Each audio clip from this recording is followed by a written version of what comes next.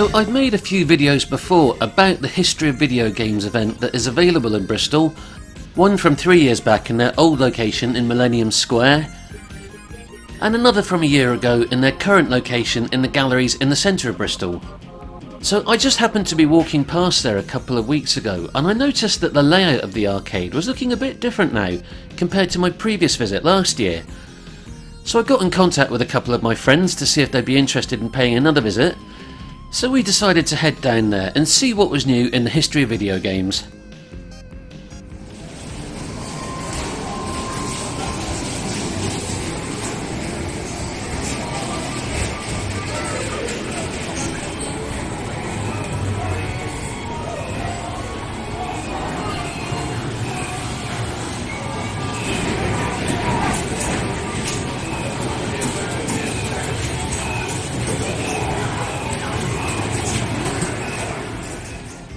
So compared to previous visits, there were some definite good and bad things about the event.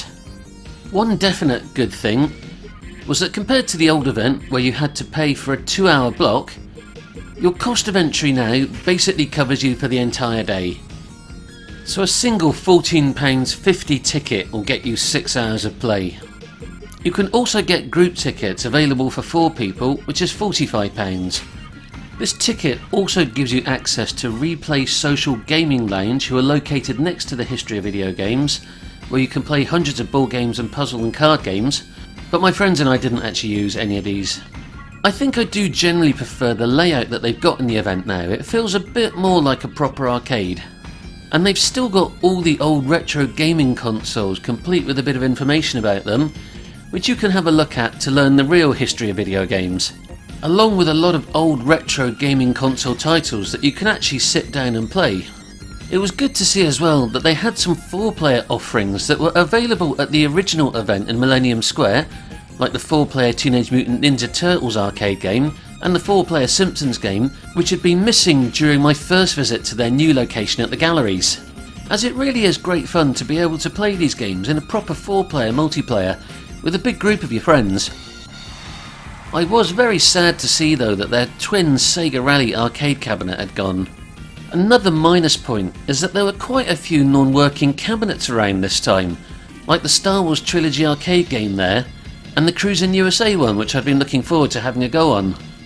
Also, there seemed to be a lot of other cabinets that were working, but they had busted controls, like the directional stick not working properly on the Player 1 side on their Street Fighter 2 cabinet, and the trigger not working on the gun on the Player 1 side on their Time Crisis 4 cabinet.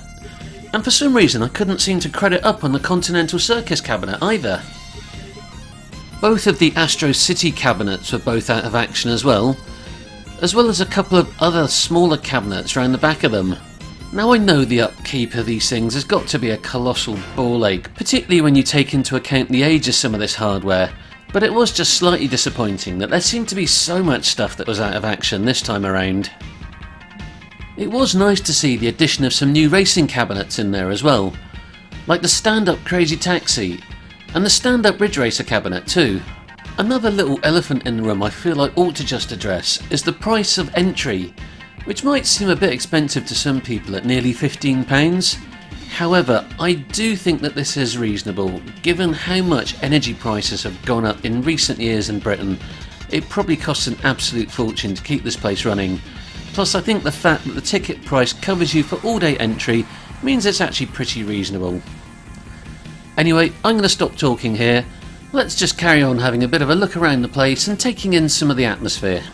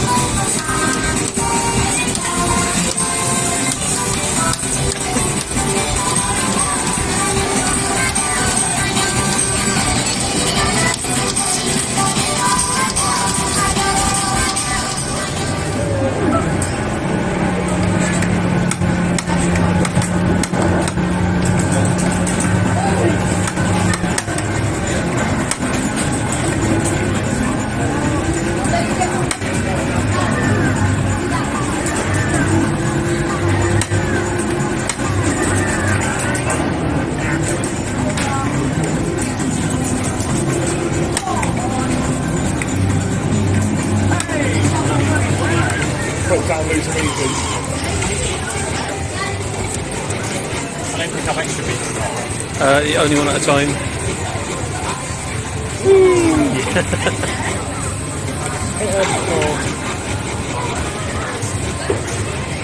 Didn't they bring out the film Crazy Taxi? There was a film called Taxi on there. Something different. Maybe they called it something else. Queen Latifah or something like that. Oh god, that was it, yeah. It was based on it, wasn't it? This is Driving Miss Daisy edition here. Yes. Nice and slowly, Jeeves. Slow and steady wins the race.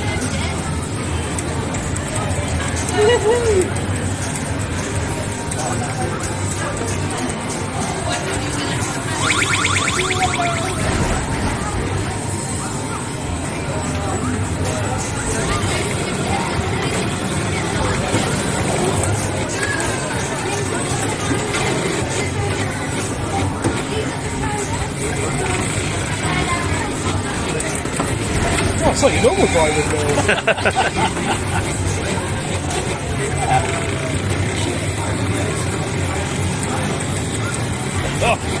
Sort of slight look of frantic desperation is very familiar.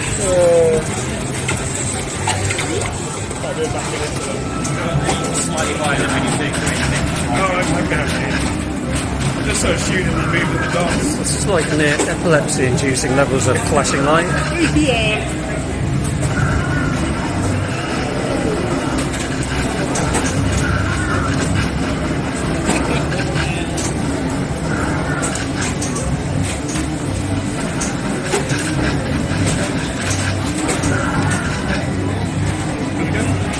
I'm good.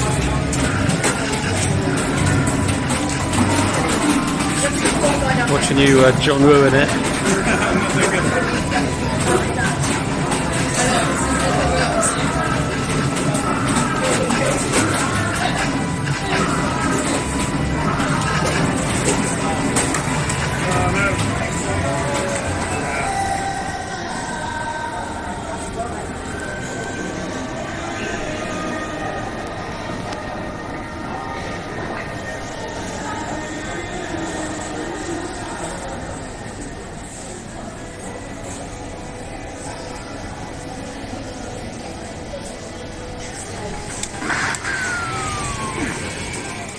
This is actually my first ever time using a NES light zapper.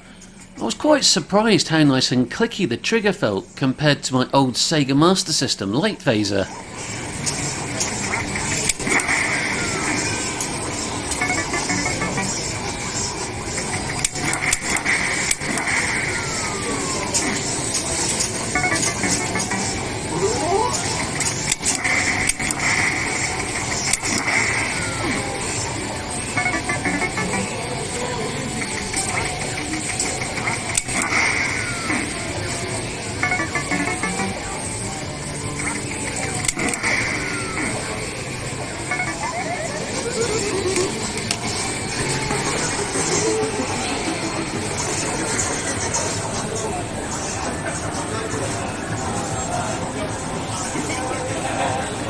So let me put you off, Heather. I think I'm upside down and driving the wrong way.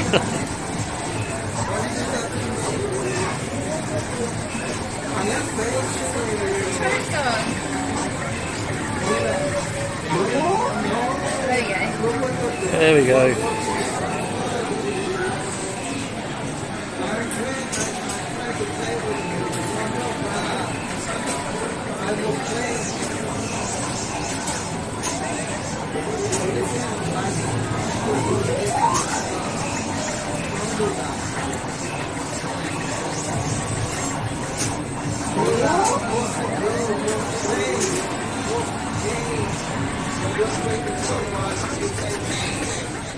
Let's just have a little look in this off-limits bit round the back here, just on the off chance they might have a Scud Race or Daytona USA cabinet hidden away here. No, but they do have a headless Sonic the Hedgehog. Okay, excellent. Let's just have another little sneaky peek over the top of the fence here, just to see if there is anything interesting. No, I can't see any outruns or anything there, never mind.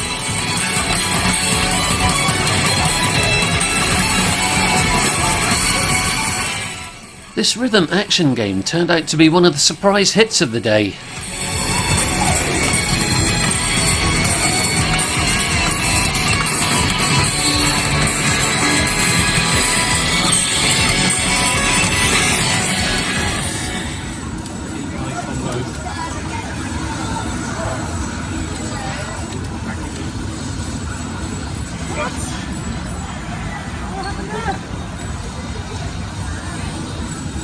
Exploded.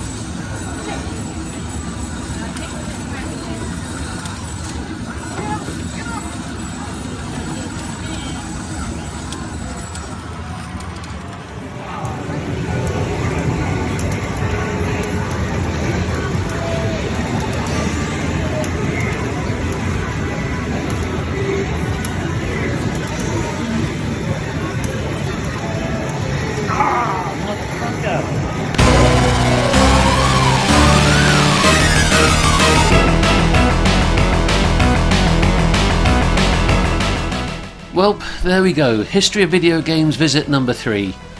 Or visit number 2 if you count the first one in Millennium Square as a slightly different experience. Whatever. So despite a few little nitpicks, it is still really good fun, and I would highly recommend you go down there. Especially, as I said, with the power crisis that's going on in the UK at the moment, places like this really do need your support. If any of the History of Video Games guys happen to see this, I really do hope you manage to get those couple of non-working machines up and running again, and can also fix the controls on those couple that I mentioned aren't working properly at the moment. And get some more Sega games in there as well, goddammit. I would so love to see you get in an Outrun or an Afterburner stand-up, or a Shinobi or a Golden Axe machine. Anyway, I have been Mr. Thunderwing, thank you for watching, and goodbye.